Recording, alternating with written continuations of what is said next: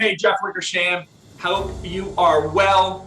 What a gift it is that I'm here speaking with you today.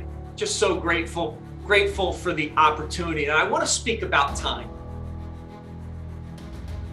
Because so many times in life, in our journey, we operate like we have endless amounts of time.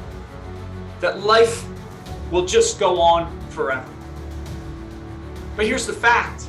The moment you were born, you began dying.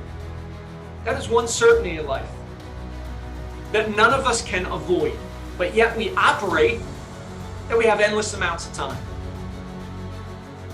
A little over 7 years ago, I had one of the hardest moments in my life happen to me, where I watched the woman that brought me into this world leave this world.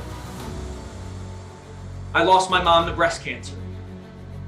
I literally watched her take her last breath. My mom and my dad, as they grew up, as they raised us, saved for retirement, saved for travel, going to Europe, going to Asia.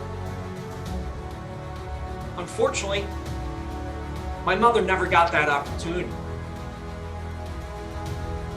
Life happened, cancer happened, and she never got that opportunity. So many times we are just waiting for tomorrow. Where today, you should operate like your hair is on fire and you're sprinting towards a lake. I know, I've got no hair. It's kind of lost on me, maybe my beard. But think about that. If you operated every day like your hair was on fire and you're sprinting towards a lake, what chances would you take? What courage could you muster in that process? I mean, just think about that. That visualization gets me so fired up each and every day when I think about that. Hair on fire, sprinting towards a lake. Write it down right now and save it. Because you don't have endless amounts of time, you never know when your ticket's going to be punched. That's the reality of life. Just a couple weeks ago, a friend of mine from high school got 3 kids under the age of 9. Wife of 41 years old passed away from cancer. So sad. Right? Not going to be able to raise her kids. Life is not guaranteed, but so many times we operate like it is. Be present in the moment today. Play with your hair on fire, sprinting towards a lake. I guarantee you have that awareness now. And if you're intentionally playing each and every day, imagine what your life will look like. Just take a second and imagine what that would look like.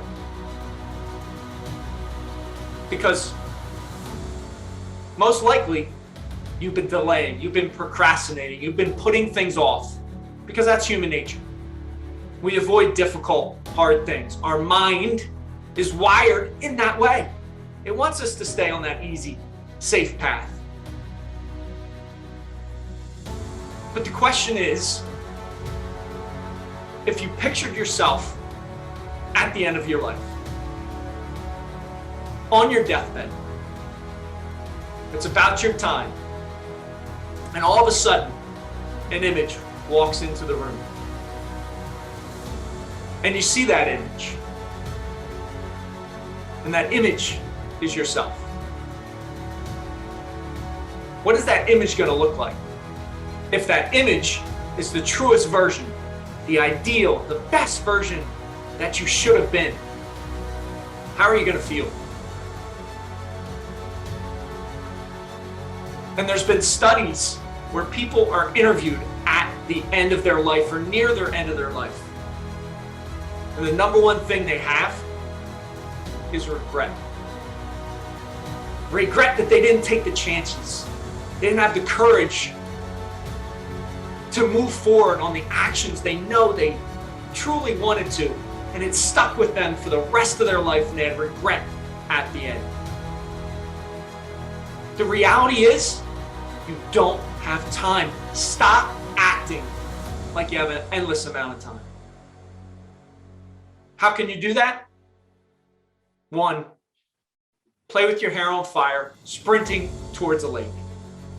2, be very present in the moment. Put away distractions. Have deep, loving conversations with your family, your friends, your loved ones. Because you never know when that might be the last conversation. And I will tell you from my experience, I would give anything to sit with my mother for an hour and have a conversation with her and then give her a hug and a kiss. Think about that the next time the phone buzzes or dings when you're having a conversation with somebody you love. Could be that last conversation you ever have with them. So being present in the moment is number 2. Number 3 is be grateful. That is my number 1 value, core to who I am. Every day I gratitude journal what I'm grateful for. Be grateful. Write it down. Studies have shown if you just once per week write down 3 things you're grateful for over a 6 to 8 week period, your happiness level rises by 20%. Would you like to be happier? I know I always want to be happy. So those are 3 ways to operate as if you don't have time, because you truly, truly don't. Operate like your hair is on fire, you're sprinting towards a lake. Be present in the moment in those conversations. And if you've been thinking about calling a loved one, call them today. Don't delay.